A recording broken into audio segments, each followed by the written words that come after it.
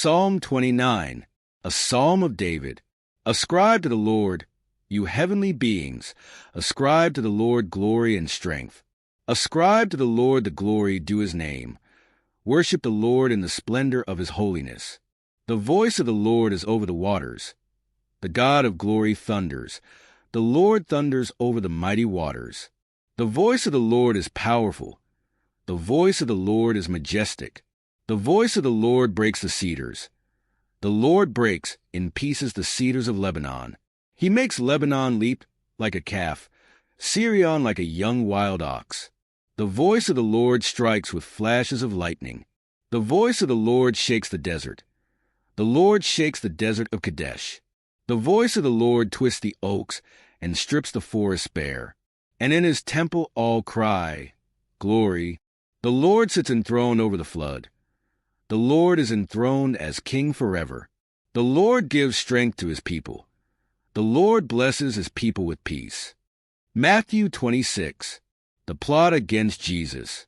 When Jesus had finished saying all these things, he said to his disciples, As you know, the Passover is 2 days away, and the Son of Man will be handed over to be crucified.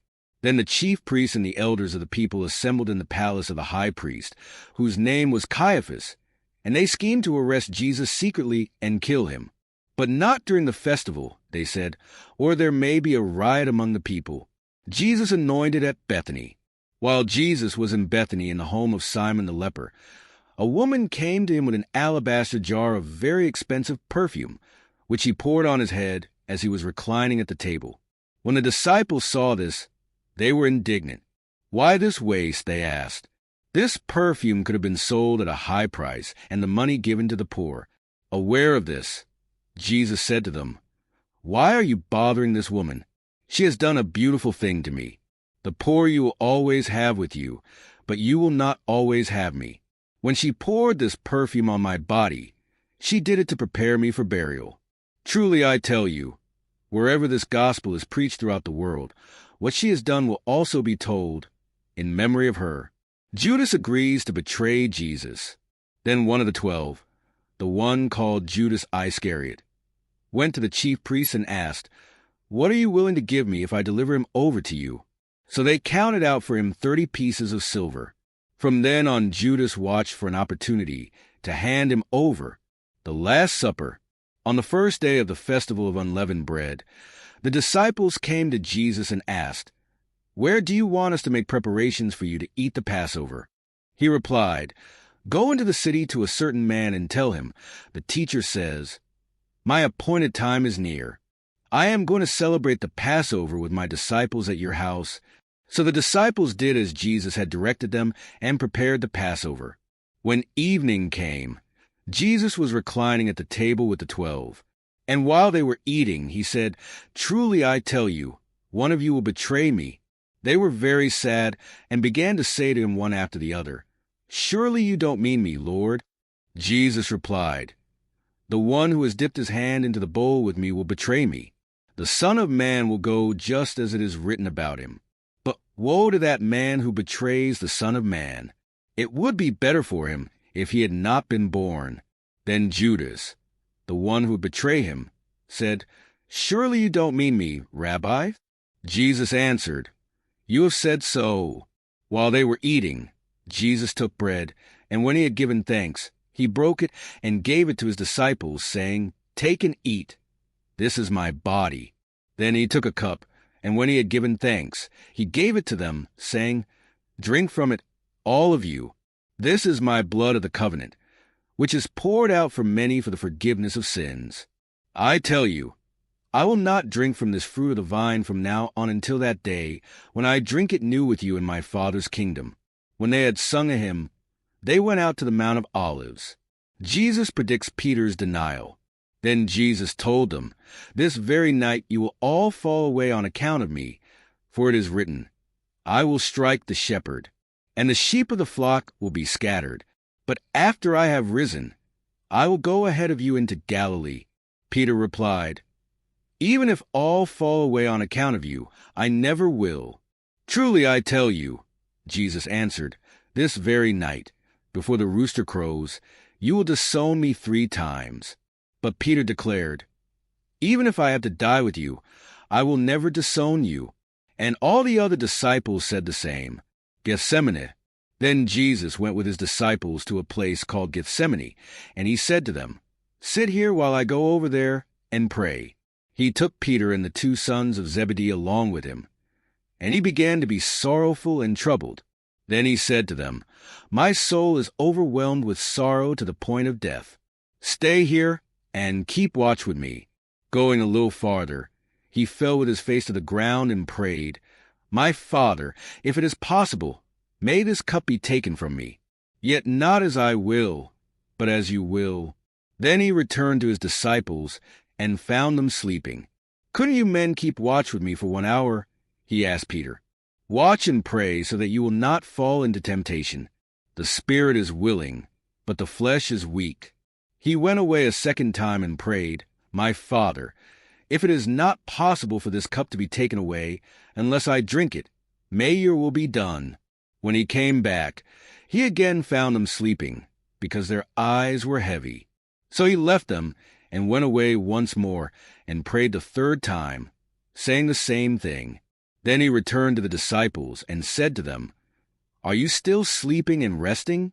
Look, the hour has come, and the Son of Man is delivered into the hands of sinners. Rise, let us go. Here comes my betrayer. Jesus arrested.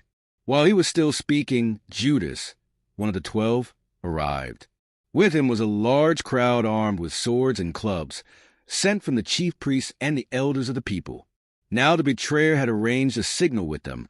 The one I kiss is the man. Arrest him.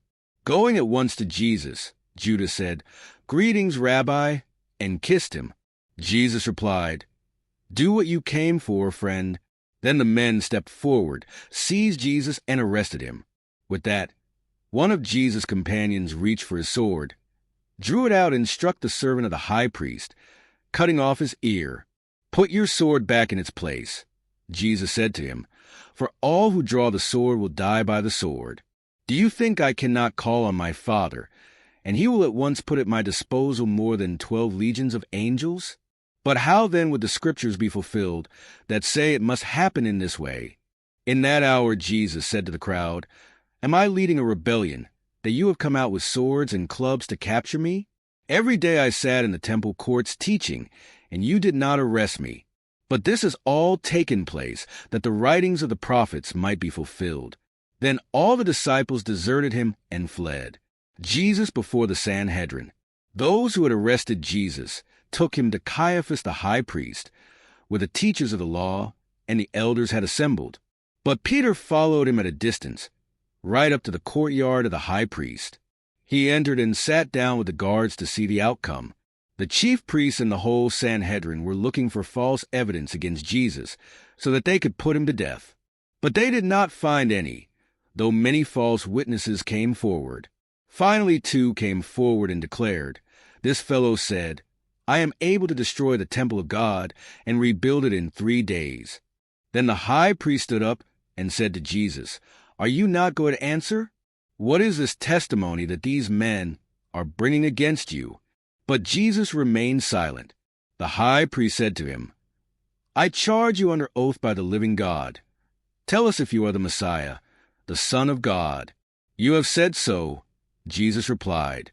But I say to all of you, from now on you will see the Son of Man sitting at the right hand of the Mighty One and coming on the clouds of heaven. Then the high priest tore his clothes and said, he has spoken blasphemy. Why do we need any more witnesses? Look, now you have heard the blasphemy.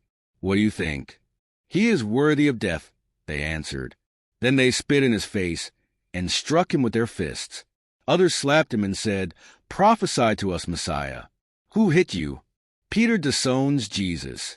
Now Peter was sitting out in the courtyard, and a servant girl came to him. You also were with Jesus of Galilee, she said. But he denied it before them all. I don't know what you're talking about, he said. Then he went out to the gateway, where another servant girl saw him, and said to the people there, this fellow was with Jesus of Nazareth. He denied it again with an oath. I don't know the man. After a little while, those standing there went up to Peter and said, "Surely you are one of them. Your accent gives you away." Then he began to call down curses, and he swore to them, "I don't know the man." Immediately a rooster crowed. Then Peter remembered the word Jesus had spoken. "Before the rooster crows, you will disown me 3 times." And he went outside and wept bitterly.